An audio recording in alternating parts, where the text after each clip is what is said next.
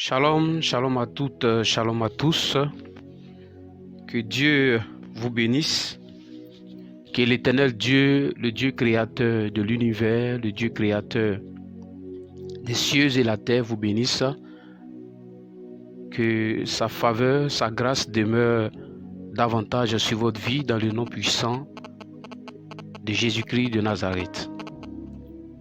Aujourd'hui est un jour spécial, certes aujourd'hui dimanche, mais un jour aussi qui est dédié à tous nos moments, à toutes ces femmes de valeur partout dans le monde entier, qui célèbrent l'honneur à l'endroit de ces femmes, qui célèbrent la bravoure de tous ces moments.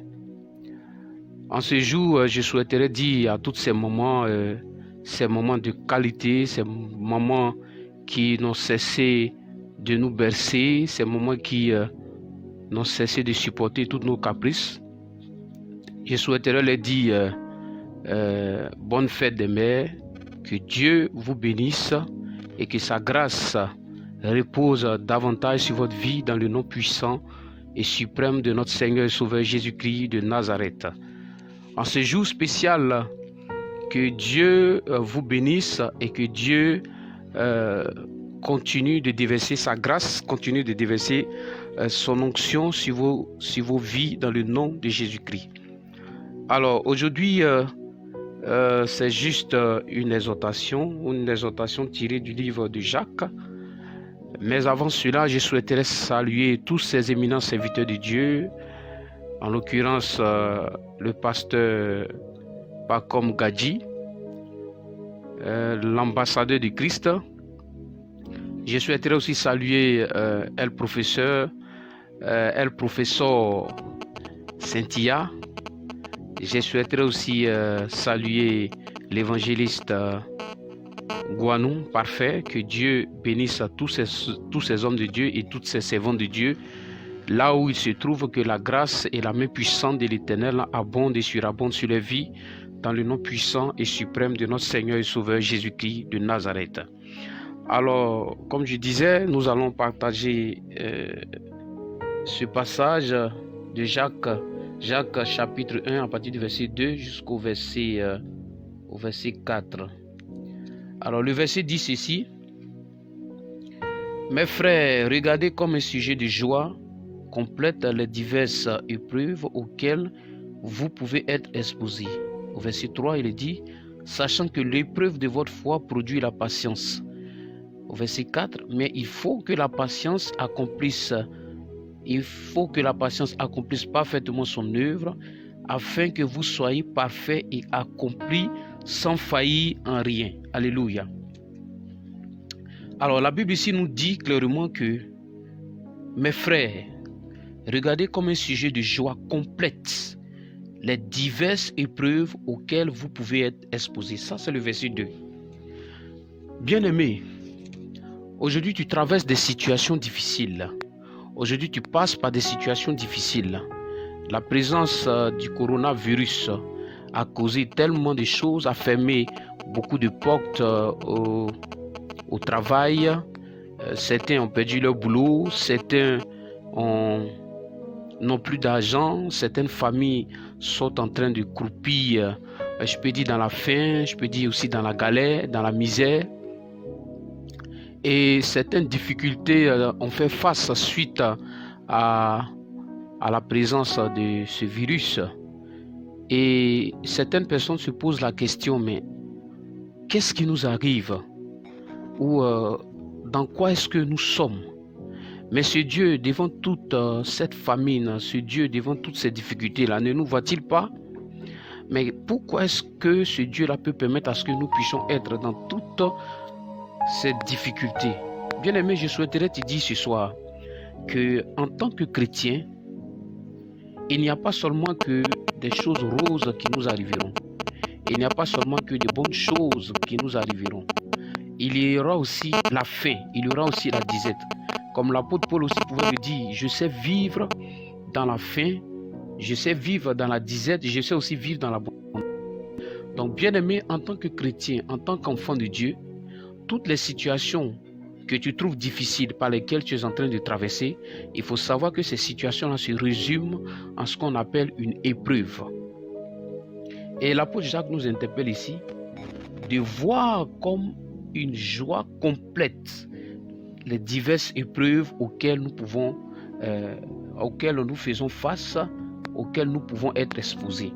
Aujourd'hui, nous sommes exposés. Nous sommes exposés à la faim. Nous sommes exposés au manque d'argent. Nous sommes exposés à plusieurs autres choses. La Bible les appelle les épreuves pour nous qui sommes chrétiens. Certainement, cette année, tu avais reçu des paroles prophétiques disant que tu allais avoir beaucoup d'argent. Cette année, tu avais reçu des paroles prophétiques disant que tu allais voyager. Cette année, tu avais reçu des paroles prophétiques disant que tu allais obtenir beaucoup de choses. Mais voilà que depuis la présence du coronavirus, toutes ces choses se sont arrêtées parce que là, tu ne peux plus voyager. La Bible te dit ce soir de voir comme un sujet de joie complète ces diverses épreuves. Alléluia. C'est pourquoi tu n'as pas besoin de te décourager. La Bible dit de voir cela comme un sujet de joie complète. Il faudrait que tu puisses manifester la joie devant toutes ces choses que tu vois. Devant la faim, manifeste ta joie. Devant le manque d'argent, manifeste ta joie. Devant toutes ces difficultés, manifeste ta joie. Ne te décourage pas. La Bible te dit ceci. L'apôtre Jacques t'interpelle de voir ces difficultés, de voir ce manque d'argent, de voir toutes ces choses que tu ne peux pas faire, de les voir comme un sujet de joie. Alléluia. Alléluia. Je ne veux pas parler des difficultés qui sont liées au péché, des conséquences du péché, mais je veux parler des épreuves. Je veux parler des situations qui sont arrivées dans ta vie, toi qui es chrétien. Je veux parler des situations qui sont arrivées dans ta vie, toi qui es enfant de Dieu, et qui te font souffrir et qui te mettent dans une disette. Alléluia. Je veux te dire ce soir de ne point te décourager. Ne te décourage pas. Regarde, malgré la maladie même qui est tombée sur toi, malgré le manque d'argent qui est arrivé dans ta vie, malgré toutes ces difficultés qui sont arrivées, tu vois que tu es encore vivant. Tu vois que tu n'es pas encore mort. Et aussi longtemps que tu es vivant, il faut savoir que l'espoir est permis. Aussi longtemps que tu es vivant, il faut savoir que le lendemain sera meilleur pour toi. Alléluia. C'est pourquoi la Bible dit, ne te vante pas du lendemain, car tu ne sais pas ce qu'un jour peut enfanter. Aujourd'hui, tu passes par des situations difficiles. Aujourd'hui, tu as l'impression que tout est devenu difficile. Aujourd'hui, tu as l'impression que les portes sont fermées sur toi. Aujourd'hui, tu as l'impression que le ciel est fermé sur toi.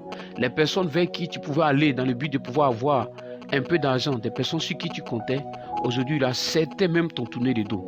Mais je suis venu t'annoncer ce soir de voir ces difficultés-là comme un sujet de joie. En réalité, ces difficultés que tu les vois, ce sont des épreuves. Comme un sujet de joie. Voilà comme un sujet de joie pour que cela ne te plonge pas dans trop de pensées. Parce qu'à force de penser, tu peux prendre des mauvaises décisions. À force de trop réfléchir, tu peux être poussé à faire des choses qui ne vont pas glorifier le nom du Seigneur. À force de trop réfléchir, tu peux être poussé à la tentation. Et lorsque la tentation entre dans ta vie, tu peux commettre le péché et le péché va créer en toi la mort. C'est pourquoi je veux te dire et je veux t'interpeller ce soir, bien-aimé, les situations par lesquelles tu passes, enfant de Dieu, ce sont des épreuves. Et sache que quand il y a des épreuves, il y a aussi une fin. C'est un peu comme tous ces élèves qui vont à l'école.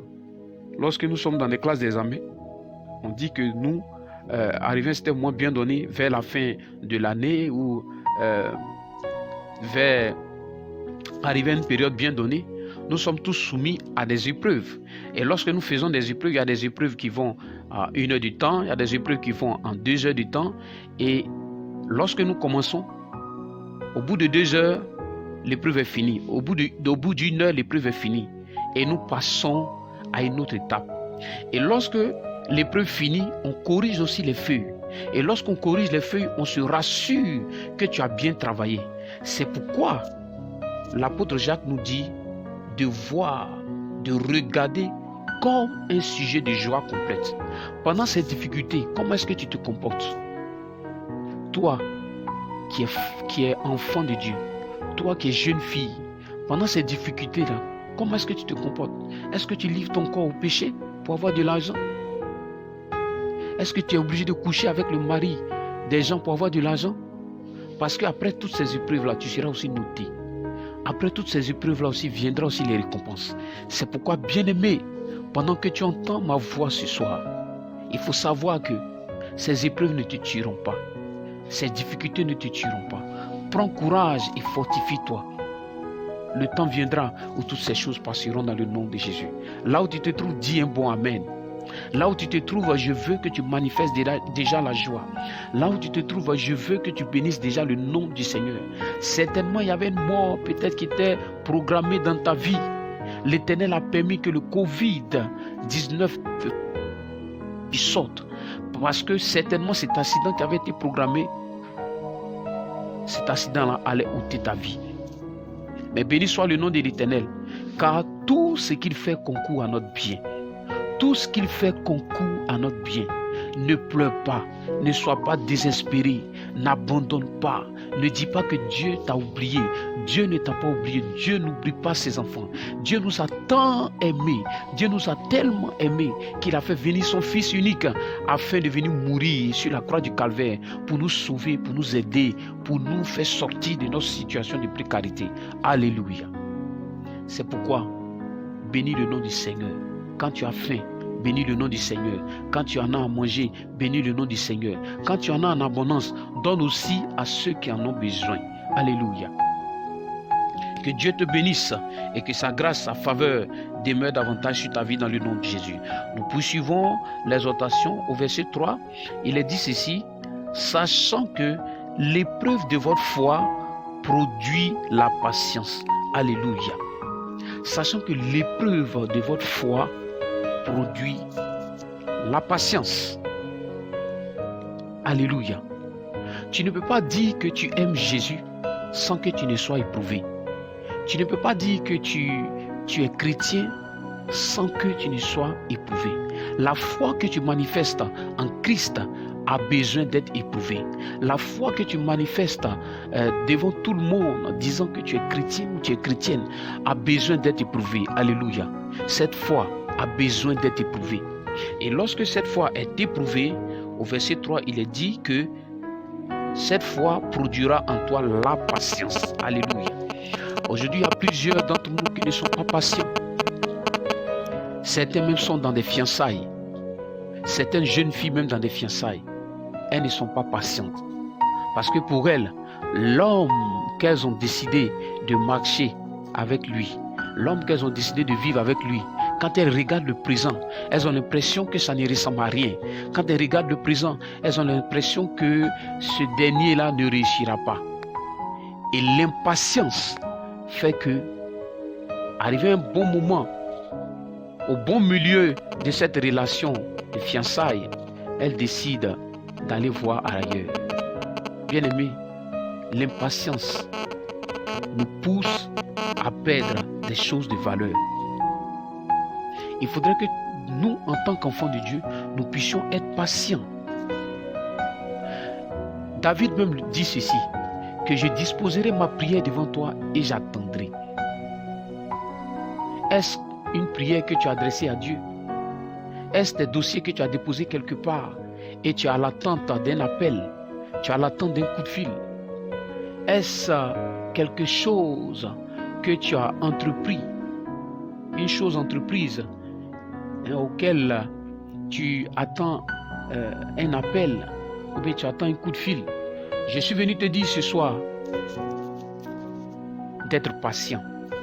Ton Dieu saura te donner ce qu'il faut dans le temps. Alléluia. Ton Dieu saura te donner ce qu'il faut dans le temps. Alléluia. Le Dieu en qui nous avons cru n'est jamais en retard. Le Dieu en qui nous avons cru n'est jamais en retard. La Bible dit qu'il est l'alpha et il est l'oméga. Il est le commencement et il est la fin de toutes choses. L'Éternel a déjà préparé toutes choses dans ta vie. L'Éternel a déjà tout prévu dans ta vie. Ce n'est pas maintenant qu'il va réfléchir à ce qu'il doit faire. L'Éternel a déjà réfléchi. Les choses arriveront dans ta vie dans le temps. Même quand des prophéties te sont données, il faut que tu saches que ces prophéties-là se manifesteront dans le temps. Aucun serviteur de Dieu n'a la capacité de prendre une prophétie et de la mener à la matérialisation. Celui qui est digne d'amener une prophétie à la matérialisation, celui qui est digne d'amener une prophétie à voir le jour, son nom c'est Jéhovah Jireh, son nom c'est El Shaddai, son nom c'est Elohim, son nom c'est El Roi, son nom c'est El Gibor, son nom c'est l'admirable conseiller, son nom c'est Emmanuel, le Dieu qui est avec nous, son nom c'est le Dieu tout-puissant qui a la capacité de pouvoir tout faire. Alléluia. L'impatience aujourd'hui a plongé plusieurs personnes dans le découragement. L'impatience aujourd'hui a plongé plusieurs personnes dans la désolation totale. C'est pourquoi, bien-aimé, je t'exhorte ce soir à être patient.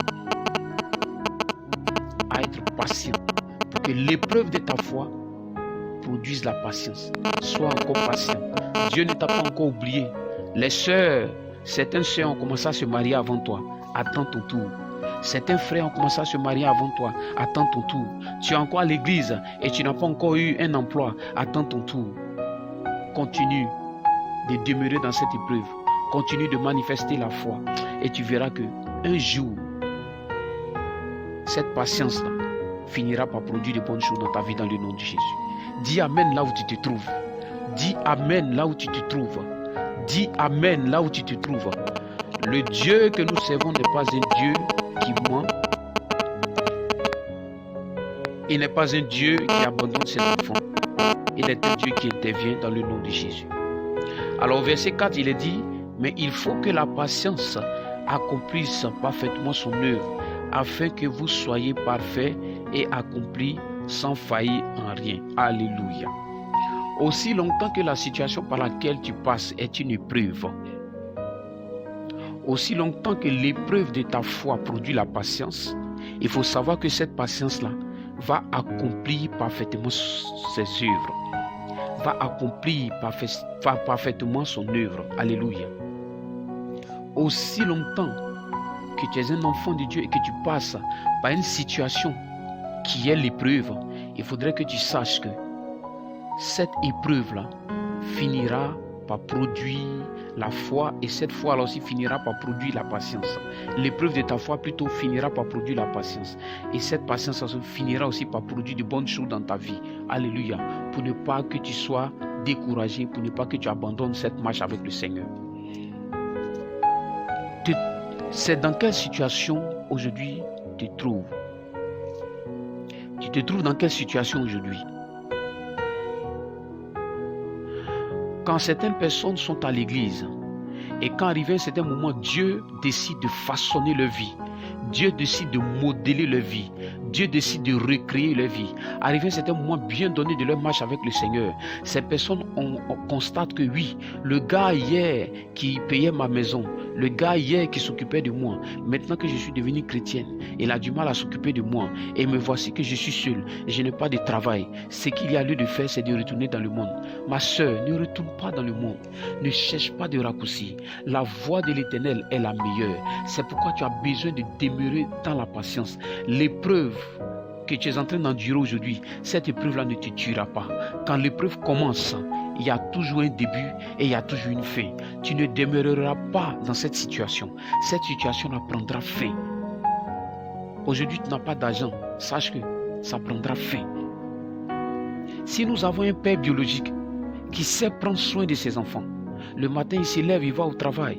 Il sait déposer le déjeuner sur la table. Le matin, il se lève, il va au travail. Il sait donner des choses à ses enfants. À plus forte raison, toi qui es enfant de Dieu. À plus forte raison, le Dieu en qui nous avons cru, qui est au-dessus de tout, qui a créé les cieux, qui a créé tout l'univers. Ce Dieu-là qui est rempli d'amour. Aussi longtemps qu'il est vivant, aussi longtemps qu'il est ton Père. Penses-tu qu'il va t'abandonner? Jamais il ne t'abandonnera pas. C'est pourquoi n'abandonne pas. Ne baisse pas les bras. N'abandonne pas cette marche que tu as avec le Seigneur. Continue, persévère. Et tu verras qu'au bout, l'Éternel te récompensera. Alléluia. Ni ton regard à gauche, ni ton regard à droite. Comment est-ce que tu peux apprécier ce Dieu? La Bible dit qu'il est esprit. Comment est-ce que tu peux apprécier ses œuvres dans ta vie si tu ne supportes pas les épreuves? Comment est-ce que tu peux voir Christ se manifester dans ta vie si tu ne supportes pas les épreuves? Pierre, Paul et tous ces serviteurs de Dieu, certains ont été en prison et ils ont patienté dans la prison. Et l'Éternel est venu les délivrer. Joseph était en prison et c'est de la prison que l'Éternel l'a délivré et l'Éternel l'a fait administrateur en Égypte. Bien-aimé, quelle est la situation par laquelle tu passes aujourd'hui? Sache que tu ne mourras pas. Est-ce une maladie? Sache que tu ne mourras pas. Cette maladie est venue dans ta vie et elle est comme une épreuve. Elle est comme une épreuve afin de démontrer la puissance de Dieu à tes voisins, à tout le monde. Cette maladie est dans ta vie comme une épreuve. Cette maladie est dans ta vie dans le but de pouvoir te rapprocher encore plus de Dieu. C'est pourquoi ne baisse pas les bras. C'est pourquoi je déclare dans le nom de Jésus-Christ que l'Éternel pose sa main sur tes activités, que l'Éternel pose sa main sur ton cœur et que Dieu te relève et que Dieu te donne la force. Si tu voulais abandonner, je suis venu t'annoncer ce soir, n'abandonne pas. L'Éternel est le Dieu fidèle. L'Éternel est le Dieu fidèle.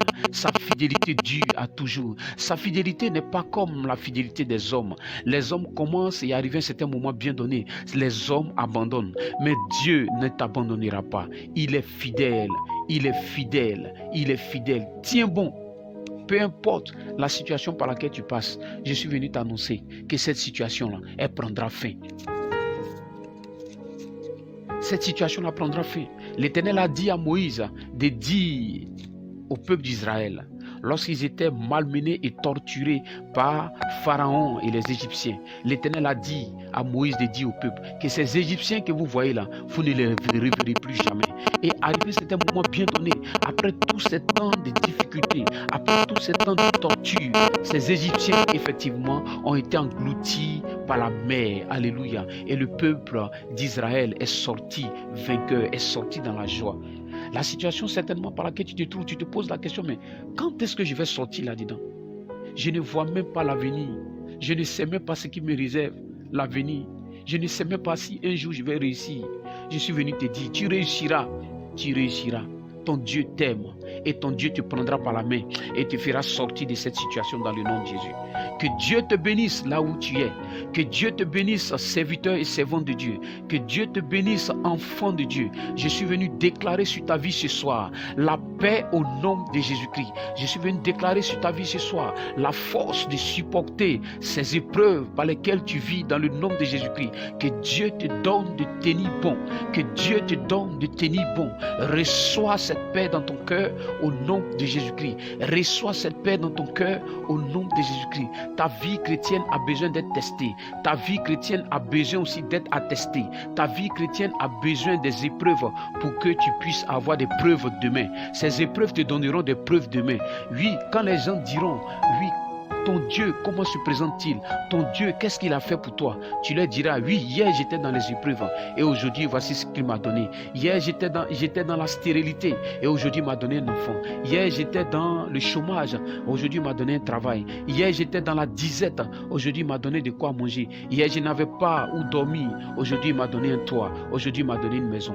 Que Dieu te bénisse et que sa grâce, sa faveur abonde et surabonde sur votre vie dans le nom puissant de Jésus-Christ. Je prie pour tous ceux qui sont malades. Je déclare la guérison dans leur corps. Je déclare la paix sur leur vie. Je déclare la guérison dans leurs membres. Dans le nom de Jésus-Christ. Pendant que je suis en train de prier, l'Éternel m'oriente exactement vers toutes ces personnes qui ont le VIH-Sida. Je déclare dans le nom de Jésus-Christ que le sang de l'agneau qui est sans tache, que le sang de l'agneau qui est sans tache, que ce sang touche votre sang, que ce sang renouvelle votre sang.